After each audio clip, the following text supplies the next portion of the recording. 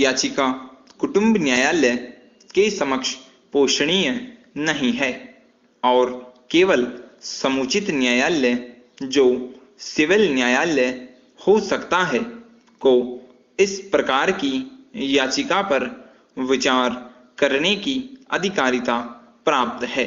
विराम।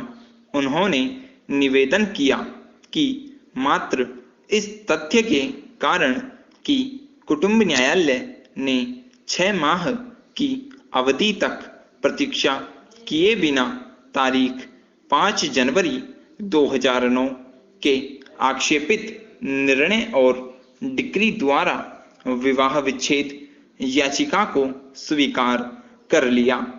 तारीख 5 जनवरी 2009 का उक्त आक्षेपित निर्णय और डिक्री अविधिमान्य नहीं हो जाएगा और अधिक से अधिक यह मात्र एक अनियमित डिक्री होगी जिसको विधि अनुसार अपास्त किया जा सकता है, अर्थात सिविल न्यायालय में सिविल वाद द्वारा या अपील द्वारा और कुटुंब न्यायालय के समक्ष विनिर्दिष्ट अनुतोष अधिनियम की धारा 31 उपधारा 2 के अधीन वाद याचिका द्वारा नहीं है।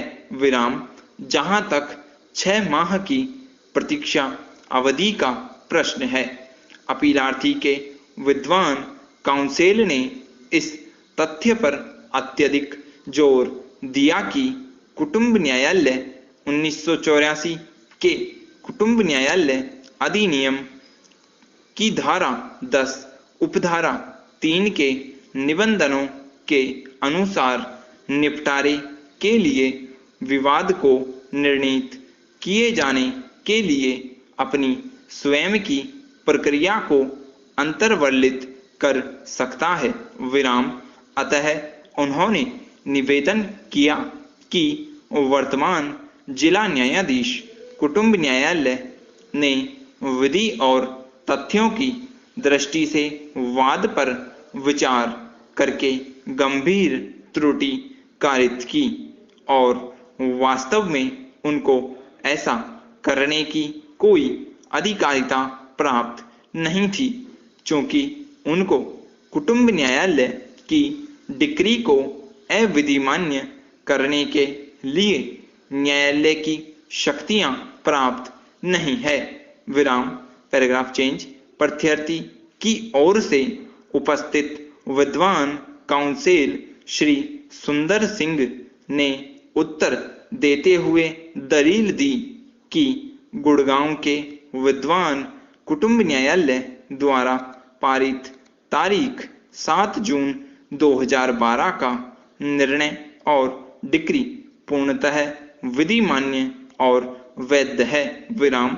उन्होंने निवेदन किया कि उच्चतम न्यायालय में सीपीसी की धारा 25 के अधीन फाइल की गई याचिका के शीर्षक और प्रार्थना में यह उल्लेख किया गया था कि मामले को हैदराबाद के कुटुंब न्यायालय से गुड़गांव के कुटुंब न्यायालय को अंतरित कर दिया जाए। विराम।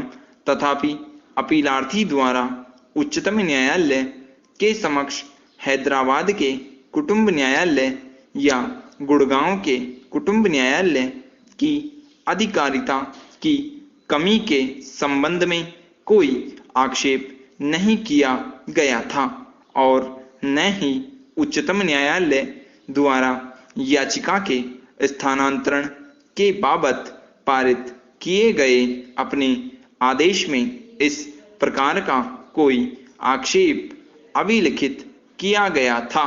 विराम।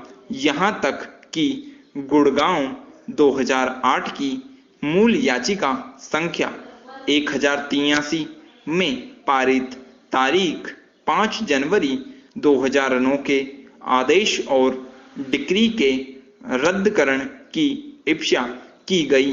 विराम। यह अभिकथित किया गया कि प्रत्यर्थी पत्नी ने सुसंगत कागजातों पर अपीलार्थी पति द्वारा धमकाए जाने, प्रपीड़न किए जाने, मृत्यु भय दिए जाने, कपट किए जाने और अनुचित प्रभाव इत्यादि का प्रयोग किए जाने के कारण हस्ताक्षर किए थे और उसमें इन कागजातों पर बिना पढ़े और बिना सहमति के हस्ताक्षर कर दिए थे। विराम। अपीलार्थी पति ने वादी द्वारा फाइल किए गए वाद पत्र के उत्तर में लिखित कथन डिक्री के रद्दकरण की इच्छा करते हुए फाइल किया। विराम।